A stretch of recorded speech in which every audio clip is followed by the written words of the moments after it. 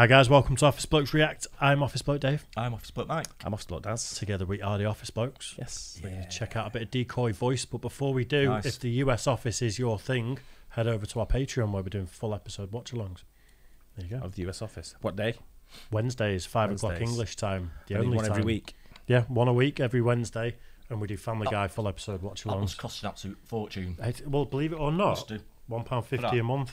No way. And you get 4 Family Guys and 4 of the US office for that. Wow. Absolute bargain. Bargain of the century. Yep. Cheapest chips. Yep, there you go. Right then, a bit of decoy voice. Oil activists try to stop migrant bus. Let's put it on the screen, Dave. I'm just reading it. Because I'm going to say, I've seen this clip. Have you? Yeah. Right, okay. And I don't know if I was telling you about it the other day, where it's the, I've got a feeling that bus, I think I heard the bus that's driving, I want to say it was in Germany. I might be wrong, but to give a bit of context to it, I think the bus is carrying migrants. Right. Right, is what I heard. So that's what someone told me. The bus was carrying migrants, and these were all just stop oil. And I've got a feeling it was Germany for some reason. Right, okay. But I've seen the clip. I was laughing at, well, of course you are. You're going to laugh at clips like this. Yeah. I mean, it's getting silly, isn't it? And we've talked about it on previous videos. It's maybe come across like we're just saying none of this exists, but what we're actually saying is these dickheads are just causing more trouble than they're getting in the way of what people should be about, real protesters. Yeah. You know, in the way of the protesting for the right reasons and getting it across in different ways. This is just annoying everybody. Yeah. And not getting people on your side. I think it's very self-serving. Yeah. For these people, it's for their own egos and it's for their own sort of look at me, look at how. Yeah, sort they might have a valid reason and everything, you know, but everyone just thinks that they're going about it the wrong way. Well, protesting in this country at the moment's on a high because everyone's protesting for all different kinds of reasons at the moment, and this being, you know, obviously this. I don't think this was England. No, although it is a right-hand drive bus. Well, that's what I was thinking. The drive's a bit lower there, isn't it? So I'm guessing it's a right-hand drive. Is it? But maybe it was England then. For some reason, I thought it was Germany. Yeah. I still think if all these people pooled their collective wealth and bought up loads of land and rewilded and planted trees and things like that, it'd do so much more good than all of this nonsense. But they won't, because a lot of them are going back to nice country cottages at the end of this. Just have a look at the protest that happened in Leeds the other day, and you see why these guys don't do the north. Absolutely, yeah. So, a noble cause done in a very dickhead way. Yeah. That's it. Correct. Right, let's do it. Oil activists to stop migrant bus. Stop oil activists are trying to block another bus, but unfortunately for them, this driver is apparently transporting migrants to housing and simply refuses to stop.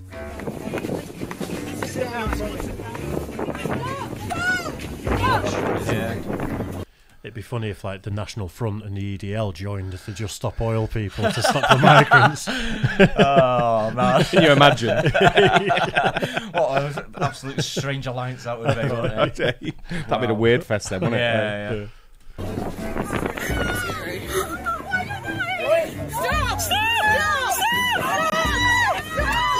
As the protesters are upset at this man in particular getting his front seat safari-like view of the indigenous unemployed behaviors.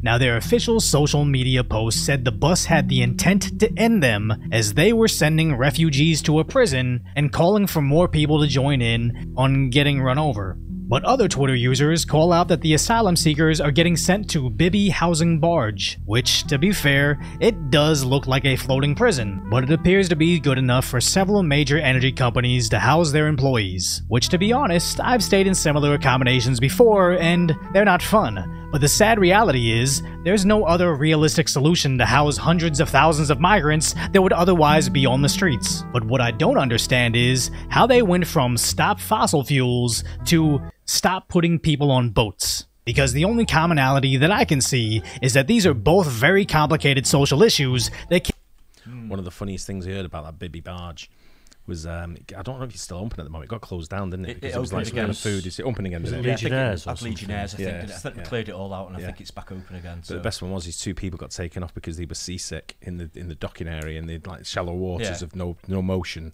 but yet they just crossed the ocean on the dinghy. Yeah, go figure. But 2 hours in, they were seasick.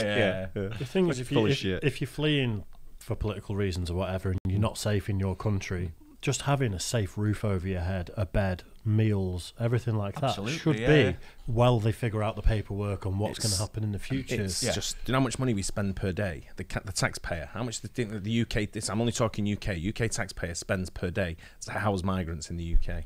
I shudder to think, because it's in a lot of it's in hotels and stuff, isn't it, where they book up the whole hotel. Yep. Have a guess how much per day? Oh, it's in the millions, isn't it? It's got to be. Do you think? About 80 million. A day? Yeah, that's no. I would say 2. 8 million quid a day. £8 million a day it costs the taxpayer. Wow. To house migrants. It's madness, isn't it? Yeah. But they're not happy with the accommodation we're giving them now, because it's like we're using we're starting to look at the moment. We're looking at like old MOD buildings, ex jails and things like that, where it's housing, but it's not. You know, it's obviously not luxury, but they're coming from 4- and 5-star hotels, so they're getting these like 4- and 5-star hotels in some. Not all of them are like that. I get that. But some of them are really nice hotels. I know one that's being used, and it's a bloody nice hotel. Yeah, and I'm thinking, wow, that's being used for migration, for migrants going in there, and they're complaining about it.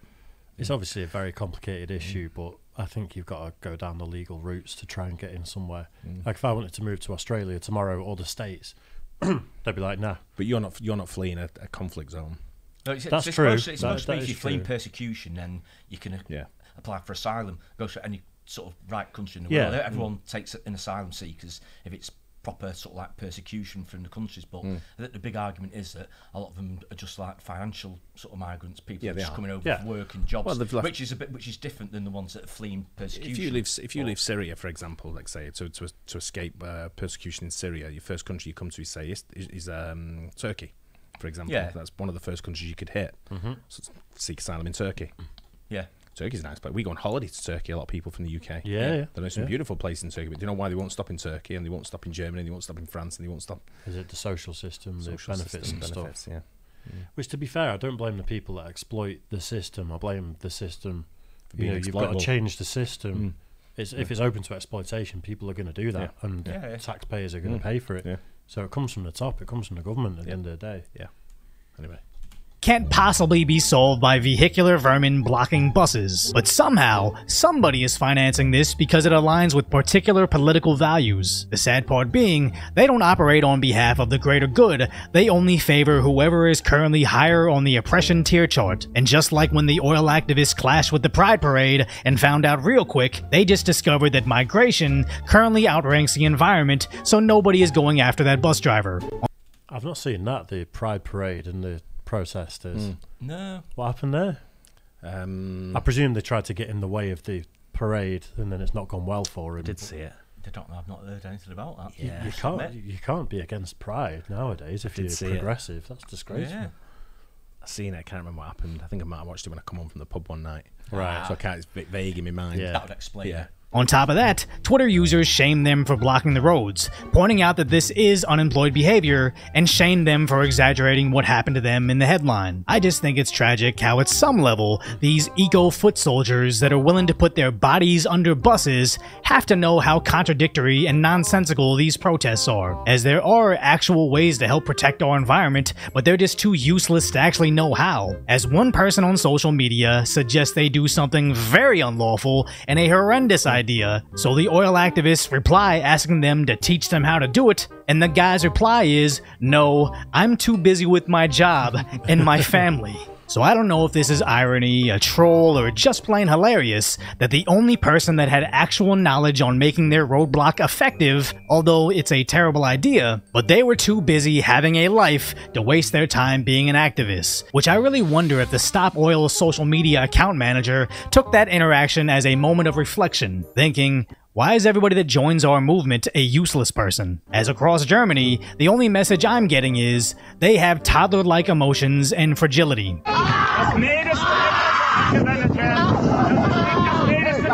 Or best case scenario, they have a lot of free time.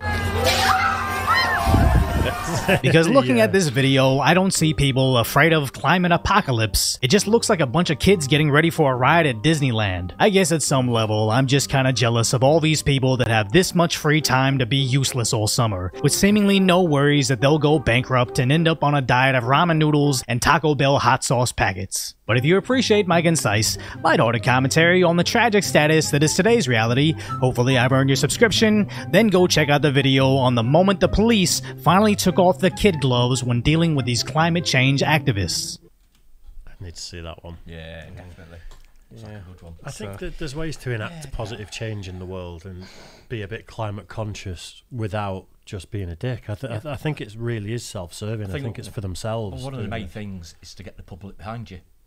Otherwise, you're screwed. It ain't going to work otherwise. No, it's not. Public behind you. I imagine the vast majority of people in the UK are doing their bit to change the environment. Yeah, the way they deal with environmental issues. And most people go with changes, won't they? With correct. renewable energy, Correct. and people are may say, go with that. But it's a global problem. It's not just the UK, US, Absolutely. sort of like France problem. It's not sort of like it's not sectioned out to little areas. Sorry, Germany, I meant, not France. I'm just talking about the areas he was talking about there.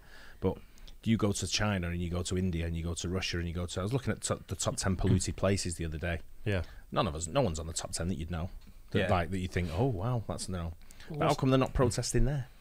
Even if you cut our emissions by a significant amount in terms of global emissions, it's a drop in the ocean, isn't it? It's barely anything. It's got to be worldwide. The changes have got to be made initially at the big problem zones. It's like if something's bleeding, you don't go and sort of like look at the toenail. If you're having a heart attack, do you? You start at the heart and sort of like, right, let's deal with that and let's get that fixed, and then we'll fix everything else that goes with it.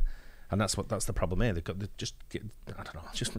It's people in the UK, in my mind, these fucking do-gooders who just think, look at me being fucking Mr. Important and all that. Get out of the way, you knobhead. We're probably one of the. I don't know the figures, but we probably do more in this country than probably most countries with renewables and things like that. I'm guessing our targets are pretty well up there with some of the best. But at the same time, a lot of people say we started the problem. That's irrelevant, though, isn't it?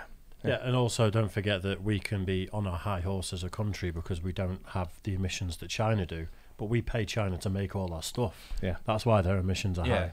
Yeah, true. In all these developing countries, it's like, how dare you have high emissions? What are you going to do? Go and cripple their economies? Yeah. It's madness. But although they're going through the stage that we were maybe 30, 40 years ago, aren't they? They're trying to develop and get to where we are with a more modern sort of like infrastructure for power and things like that. So there's got to be a way of doing it without making everyone poor. Yeah, I think go and plant some trees. Like the ocean sucks out something like a third of the world's CO2, out of the atmosphere through like plankton and things like that. Yeah. So like gigantic no fish zones in the sea where it can just flourish. Yeah. Get back to an ecosystem, plant some trees, buy up some land. There's things people can do. Yeah. You don't have to just do that and get your face on camera saying, "Look at me, look how great I am."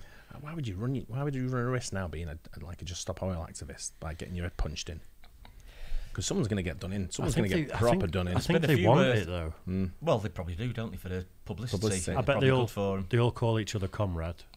Comrade. To be fair, they'll argue that what they're doing has got their name out there.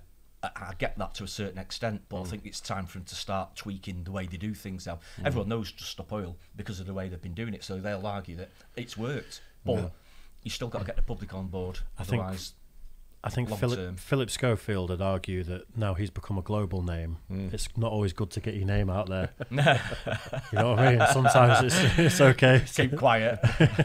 It's a few of us who've found that out as well, haven't they? Yeah. But I've heard Americans talking about him on podcasts. Oh, really? Yeah. Wow. It's like he's being used. His name is rolled out to talk about certain topics that we can't talk about. Yeah. So there you go. Not all press is good press. That's right. Anyway, hope you guys enjoyed that. Don't forget to like and subscribe, and we'll catch you on the next one. Cheers, guys. Cheers.